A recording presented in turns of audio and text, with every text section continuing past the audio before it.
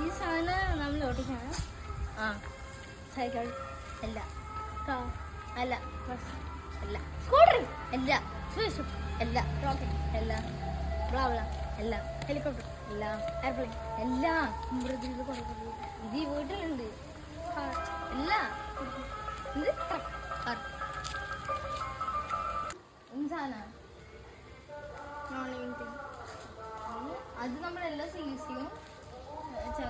അത് എന്തുകൊണ്ട് ഉണ്ടാക്കിയ പ്ലാസ്റ്റിക്? അത് ടോയ്സാ? അത് ചേര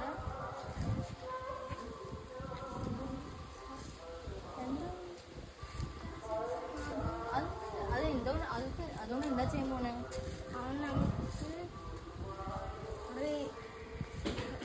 വീട് വൃത്തിയാക്കുന്നത്.